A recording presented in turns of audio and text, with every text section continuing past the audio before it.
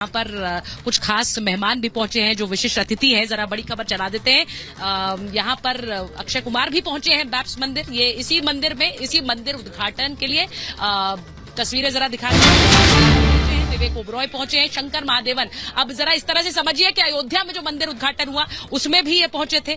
अयोध्या के मंदिर उद्घाटन में आपने शंकर महादेवन को देखा था और कैसे वो भावुक हो गए थे, उनकी आंखें नम थी। अक्षय कुमार वहां नहीं पहुंच पाए थे, लेकिन अब ये वो यहां पर पहुंचे हैं, अबू धाबी के इस मंदिर में पहुंचे हैं और ये सब लोग वहां पर गवाह रहेंगे जब प्रधानमंत्री इस मंदिर का उद्घाटन करते हैं।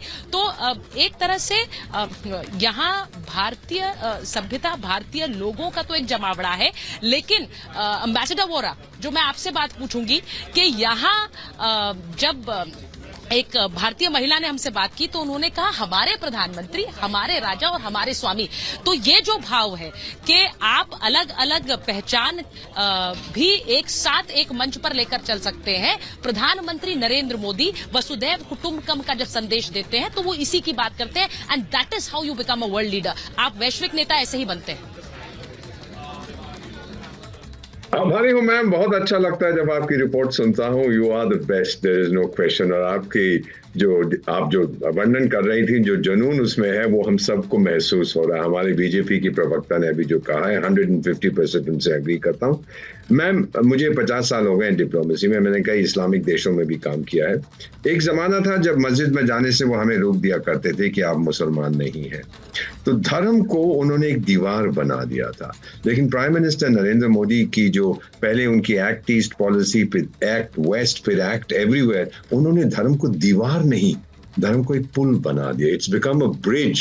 और ये बहुत अहम चीज है। आज से 30, 40, 50 साल के बाद मैं तो जीवित नहीं रहूंगा, लेकिन लोग जो कहानी लिखेंगे इस दौर की, वो कहेंगे दैट दिस वन मैन दुनिया को बता दिया कि धर्म, ये जमाना अब जियो पॉलिटिक्स का है, जियो स्ट्रेटेजी का है, जियो इकोनॉमिक्स का है, ये जियो रिलीजन का नहीं है। रिलीजन को छोड़ के संबंध बनाइएगा। तो आप देखेंगे आज इनके साथ कौन आएंगे, मैं सिर्फ गेस कर सकता हूँ उद्घाटन के लिए, इनॉग्रेशन के लिए। आप देखेंगे और आप खुद हैरान हो जाएंगे कि जिनके बारे में कहा जाता था बड़े कट्टर हैं और ये हैं और वो हैं, आज आप देखेंगे कि उनके मन भी खुल गए हैं, उनकी सोच विचार भी खुल गई है। फाइनली मैं एक ही चीज इसके बारे में कहूंगा मैम, समय था जब वो क्या नाम था उनका, पाकिस्तान के दामाद इब्राहिम या दाऊद जो भी था, वो भी वहां घुमा करते थे दुबई में क्रिकेट मैच में, एक्टर लेके अपने साथ। बहुत से लोग भाग के भारत से वहां चले गए थे, छुप गए थे, लेकिन अब वो जमाना जा चुका है। आज भारत की ताकत को मैम यूएई पहचानता है। नेट सिक्योरिटी प्रोवाइडर भारत है। समस्या होगी खाड़ी में, सबसे पहले भारत पहुंचेगा। चीन पे कोई भरोसा नहीं करता, अमेरिका पिटपुट के भाग गया वहां से, रूस के कुछ अलग इरादे हैं। सो इट इज इंडिया, सिर्फ भारत, ओनली भारत। और यूएई ये समझ गया है। यहाँ पर मैं इसी के साथ साथ जरा एम्बेसडर वोरा, जब आप बात रख रहे हैं, मैं ये भी बताऊं कि छोटे छोटे बच्चे जो बैठे हुए हैं यहाँ पर, ये स्कूल के बच्चे हैं। और यहाँ मंदिर की जो मंदिर निर्माण में जो पत्थर रह गए थे, उन पत्थरों पर इन्होंने खुद कारीगरी की है और वो पत्थर ये गिफ्ट के रूप में, उपहार के रूप में विशिष्ट अतिथियों को यहाँ पर देंगे। तो इसकी भी एक तैयारी है। तो सोचिए, आप मंदिर का एक हिस्सा घर ले जाएंगे, उसकी अनुभूति क्या होगी, इसको जरा समझ लीजिए। क्योंकि यहाँ पर जो मंदिर की एक ऐतिहासिक तस्वीर है। मैं जरा यहाँ पर जो लोग हैं, मैं बहुत सारे लोगों ने इस मंदिर निर्माण कार्य को बहुत करीब से देखा है। मैं योगी आपसे पूछूंगी, जरा बताइए आज इस मंदिर को, क्योंकि नरेंद्र मोदी पहुंचने वाले, प्रधानमंत्री पहुंचने वाले, जरा उस तरफ चलते हैं।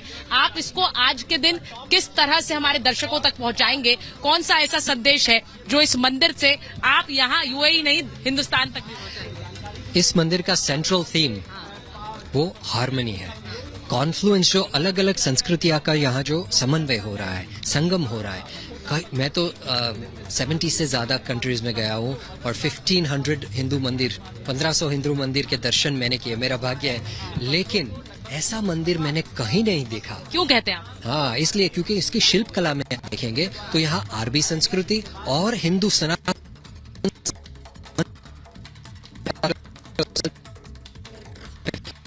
पद्धति, उसी शास्त्रीय पद्धति अनुसार ये मंदिर बनाए गए हैं। लेकिन इसमें आप आर्किटेक्चर देखेंगे, शिल्पकला देखेंगे, तो आपको यहाँ कैमल्स, आपको यहाँ के जो ऑरिक्स के, यहाँ के जो नेशनल जो एनिमल है, उसका भी वो दिखेगा। और हमारी जो संस्कृति है, हमारे मंदिर में जो एलिफेंट्स है, हाथी है, उनका तो योगदान रहा है सदियों से। वो मंदिर बना रहे हैं क्योंकि स्टोन्स का मशीनरी नहीं थी, क्रेन्स नहीं थी, तब उन्होंने क्या, कमल भी दिखेंगे आपको, तो एस्थेटिक्स में भी दिखेंगे आपको और उसके थीम्स में भी दिखेंगे। लास्ट में मुद्दा आपको कहूंगा, पॉइंट आपको कहूंगा, ये है कि जो यहाँ की जो म्यूरल्स है उसमें जो एंशिएंट सिविलाइजेशंस है, एज़टेक्स है, मायंस है, इन्यूएट्स है, अफ्रीकन ट्राइब्स के जो स्टोरीज है, जिसमें से हम universal lessons of faith, tolerance, harmony, spirituality सीख सकते हैं, वो सभी यहाँ एम्बेड किया गया है।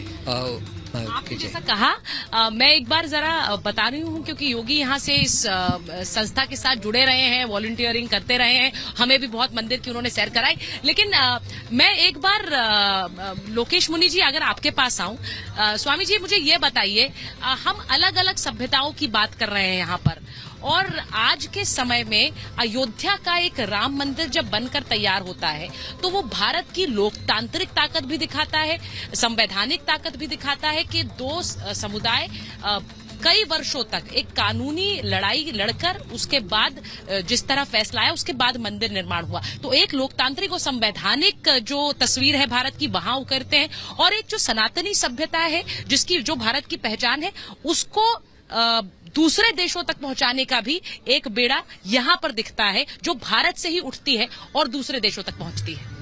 लोकेश मुनि जी।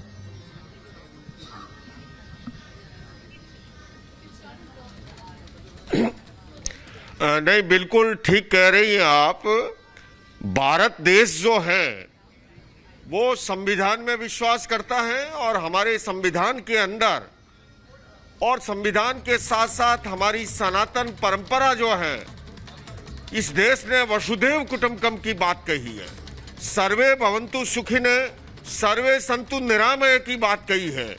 और इस मंदिर की भी अगर खासियत देखें, मैं सुचिता जी ये कहना चाहूँगा, कुछ समय पूर्व ही मैं अबू धाबी गया था COP 28 क्लाइमेट चेंज की ग्लोबल सेमिनार में भाग लेने के लिए, और मुझे स्वामीनारायण परंपरा ने आमंत्रित किया था। मंदिर को मैंने बनते हुए देखा है, और आप देखेंगे इस मंदिर में जहां पर जमीन जो है एक मुस्लिम शासक ने दी है, तो दूसरी तरफ आप देखेंगे कि लैंड का जो आर्किटेक्ट जो है वो एक क्रिश्चियन परंपरा से है, इसका जो निर्देशक है वो जैन परंपरा से है, प्रोजेक्ट मैनेजर जो है वो सिख परंपरा से है, और मैं कहूँ इसका निर्माता कंपनी जो है पारसी है, और इसका निर्माण जो करा रहा है हमारा हिंदू वाप्स स्वामीनारायण परिवार। मैं आज के दिन महंत स्वामी जी को, ब्रह्मविहारी स्वामी जी को बहुत बहुत बधाई देना चाहता हूँ।